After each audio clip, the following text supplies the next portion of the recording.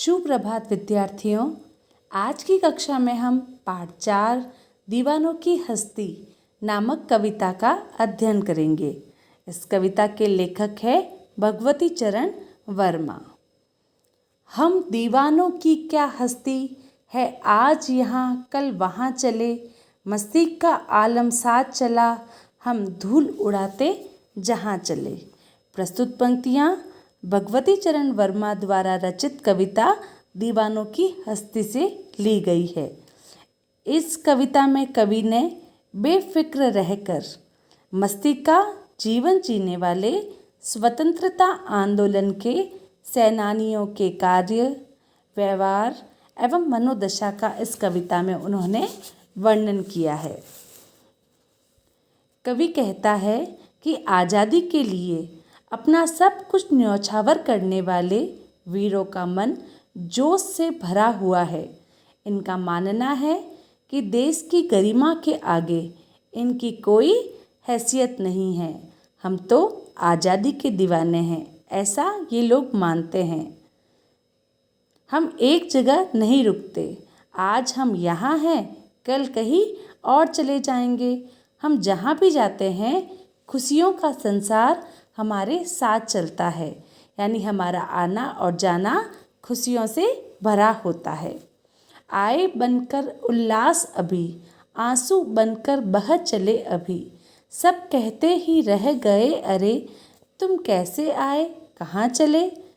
कवि कहते हैं कि जब दीवाने जाते हैं तो लोगों की आंखों से आंसू बहने लगते हैं, अर्थात दीवानों के आने से लोग बहुत खुश होते हैं और जब वे लोग जाते हैं तो लोग दुखी होकर रोने लगते हैं।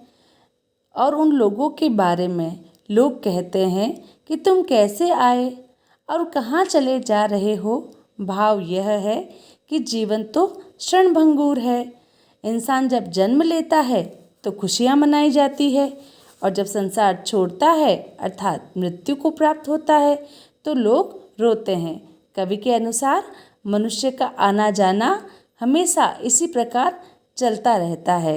इस विषय में लोगों की जिज्ञासा सदैव अपूर्ण रही है, अशांत रही है, यानी लोग मानने को तैयार नहीं है कि ये स्वतंत्रता के सेनानी अभी हमारे पास आए थे और इतनी अल्पायु में पुनः इस दुनिया को छोड़कर जा रहे हैं।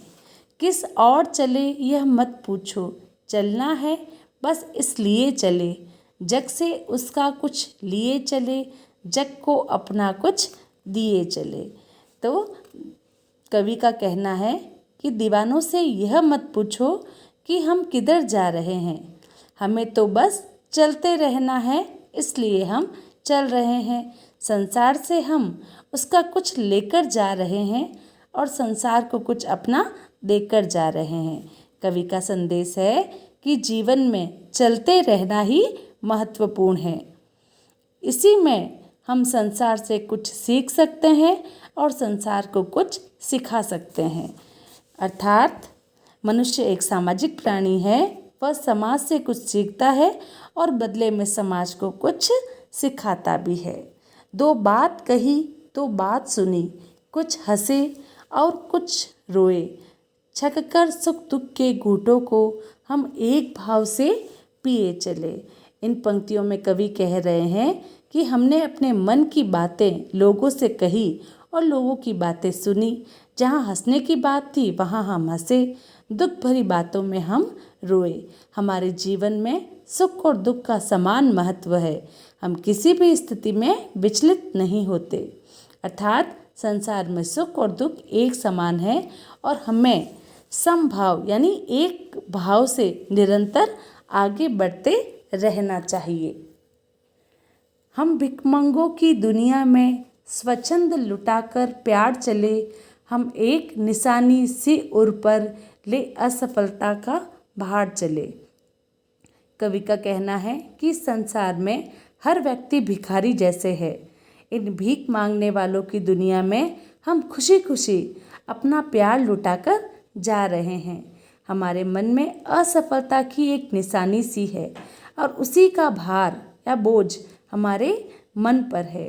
इन पंक्तियों का भाव यह है कि स्वच्छंद और मस्ती भरा जीवन जीने और संसार में केवल प्यार लुटाने के बावजूद इस संसार को अपने जैसा न बना पाने की असफलता दीवानों के हृदय पर बोझ बनकर रह गई है।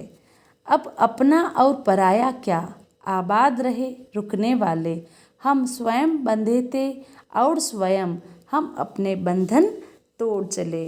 अंत की पंक्तियों में दीवाने कह रहे हैं कि खुशियों की दुनिया में जीने वाले ये दीवाने बता रहे हैं कि उनके लिए कोई अपना या पराया नहीं है। वे सभी को समान भाव से देखते हैं क्योंकि वे अपने और पराये की भावना से ऊपर उठ चुके हैं। उनकी इच्छा है कि जो जहाँ रुककर जीवन व्यतीत कर रहा है वह वहीं पर फूलते और फलते रहे, यानी सदा खुश रहे, उनका जीवन खुशियों से भरा हो। उन्होंने अपने लिए स्वयं बंधन बनाए थे और अब खुद उन बंधनों को तोड़कर जा रहे हैं। भाव यह है कि अपने और पराये का भेद छोड़कर और दुनिया की माया मोह का बंधन तोड़कर ही मनुष्य वास्तव में स्वतंत्र रह सकता है। तो इस प्रकार कवि भगवती चरण वर्मा ने इस कविता में स्वतंत्रता सेनानियों के मन के भावों को प्रस्तुत किया है।